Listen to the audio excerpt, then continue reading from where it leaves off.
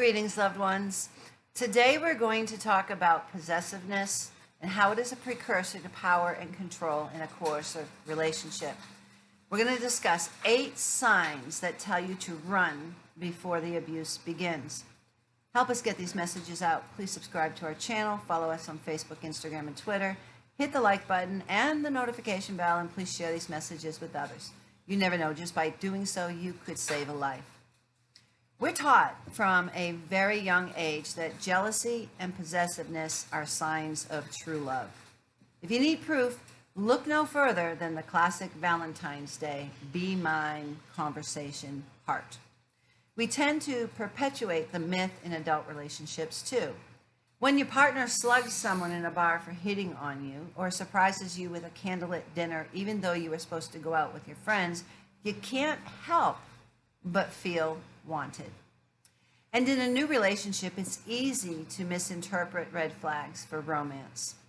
Licensed psychologist Dr. Ashley Hampton says that possessiveness tends to start off pretty slow, to the point where it's almost tough to detect.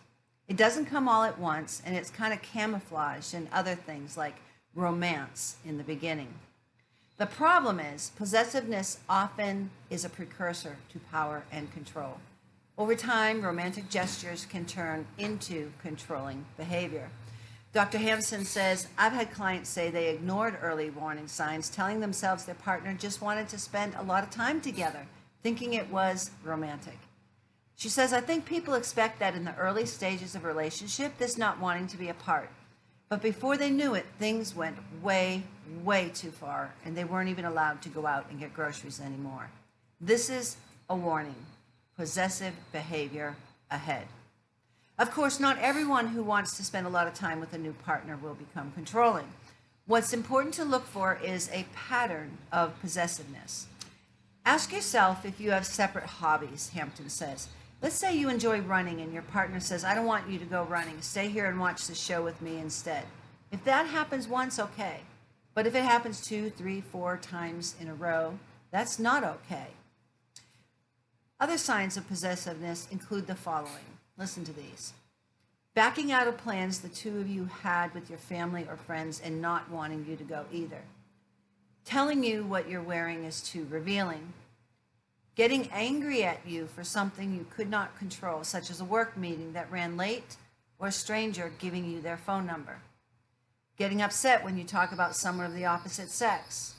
Insisting you get rid of pictures or gifts from an ex or friend of the opposite sex. Saying mean things about your male friends or suggesting you need new friends. Expecting you to respond immediately when he calls or texts. So the question is, if you encounter these things, should you leave? It isn't always easy to distinguish between jealousy, which can happen to the best of us, and possessiveness in a relationship. Dr. Hampton suggests taking a step back if you're unsure and assess red flags before deciding whether or not it's a good idea to move forward. She says, I think it depends on how many there are and whether or not your partner will respond to feedback. She says, going back to the running example, if you say, I'd really like to go running, but I'll watch the show with you when I get back, and your partner says, okay, then that might not be a problem. If he or she puts up a fight, on the other hand, that's probably a sign you should leave. Your romantic relationship should be serving you, not causing you problems and making you cry. If someone isn't being supportive, you don't have to stay. If you see any of these red flags in your relationship, you really need to stop and take an audit of where you're at and how they're behaving, and if they're responding positively or negatively to you. With 1 in 3 women experiencing domestic violence worldwide, the question is not if you will encounter a victim of violence. The question before God is, what will you do when you do encounter them? You could be the person who saves a life. You're called. We are all called to be champions for justice. Those who suffer violence need to know that those who love them and those who don't even know them will step out and reach out to them to give them the courage and the help they need to leave before it's too late. Help us get these messages out so victims can recognize their situation and leave, or that you can recognize someone who's suffering violence. Please subscribe to our channel, follow us on Facebook, Instagram, and Twitter, hit the like button and the notification bell, and please share these messages with others. You never know. Just by doing so, you could save a life. If you're a victim of violence, listen to me. You've been told lie after lie after lie after lie. So today I'm telling you the truth, and the truth is that you are valued. You are loved. You are intelligent.